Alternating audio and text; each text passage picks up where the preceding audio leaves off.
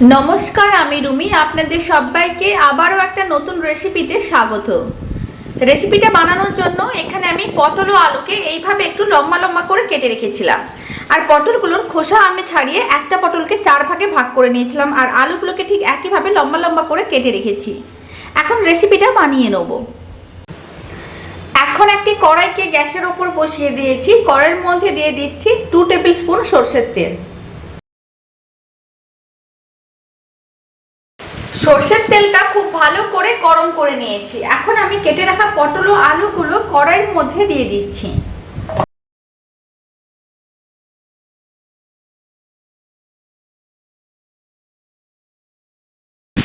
আর দিয়ে দিচ্ছি 1 চামচ লবণ। আর দিয়ে দিচ্ছি 1 চামচের 4 ভাগের 1 ভাগ হলুদ গুঁড়ো। এখন লবণ ও হলুদ গুঁড়োটা খুব ভালো করে একসঙ্গে মিশিয়ে নিতে হবে।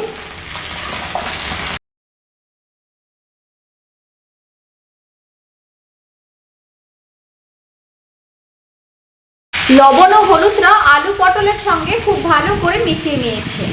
এখন মিডিয়াম টু হাই ফ্লেমে এইভাবে 4-5 মিনিটের মতো নাড়াচাড়া করে একটু ভেজে নেব।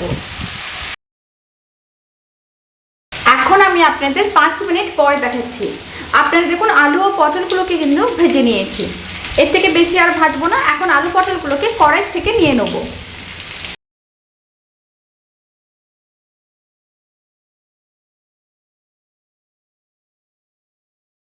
কড়াইয়ের মধ্যে আবারও 2 চামচ সরষের তেল দিয়ে দিয়েছি। এখন আমি এর মধ্যে দিয়ে দিচ্ছি 2টো কুচনো পেঁয়াজ। এবার পেঁয়াজগুলোকে 1 মিনিটের মতন এইভাবে নাড়াচাড়া করে একটু ভেজে নিচ্ছি।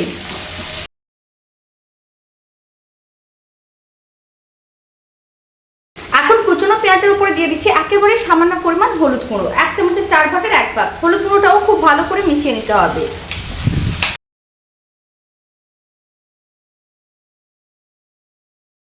কুচনো পেঁয়াজটা 1 মিনিটের মতো নাড়াচাড়া করে ভেজে নিয়েছি। এখন এর মধ্যে দিয়ে দিচ্ছি চীনাবাদাম পেস্ট। এখানে আমি কিছুটা পরিমাণ কাঁচা চীনাবাদামকে 10 মিনিটের মতন জলে ভিজিয়ে সেই চীনাবাদামগুলোকে অল্প পরিমাণ জল দিয়ে মিক্সিতে খুব ভালো করে পেস্ট করে নিয়েছিলাম। সেই মিশ্রণটি এখন দিয়ে দিচ্ছি। এবার চীনাবাদাম বাটাটাকেও কুচনো পেঁয়াজের সঙ্গে খুব ভালো করে মিশিয়ে এইভাবে 2 মিনিটের মতন নাড়াচাড়া করে একটু ভেজে নিতে হবে।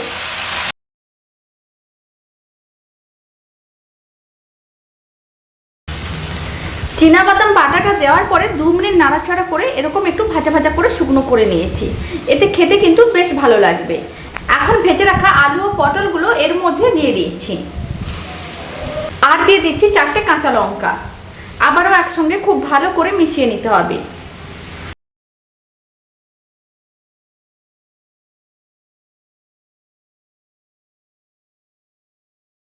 সমস্ত কিছু একসঙ্গে খুব ভালো করে মিশিয়ে নিয়েছি। এখন এর মধ্যে দিয়ে দিচ্ছি স্বাদ অনুযায়ী লবণ। এখানে আমি আবারও 1 চামচের 4 ভাগের 1 ভাগ লবণ দিয়ে দিলাম। আর দিয়ে দিচ্ছি একেবারে সামান্য পরিমাণ চিনি। চিনিটা কিন্তু অপশনাল, আপনারা চাইলে দিতেও পারেন, নাও দিতে পারেন। আবারও ভালো করে মিশিয়ে এইভাবে 2 মিনিটের মতো নাড়াচাড়া করে নেব।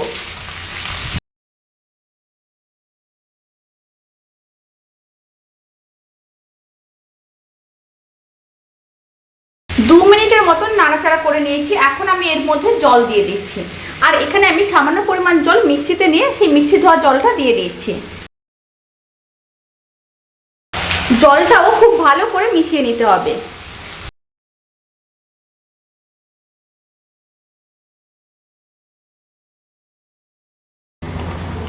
জলটা খুব ভালো করে মিশিয়ে নিয়েছি। এখন ফ্লেমটা মিডিয়ামে করে দিলাম। এখন এইভাবে 5 মিনিট রান্না করে নেব। এতে আলু ও পটলগুলো খুব ভালো করে সেদ্ধ হয়ে যাবে।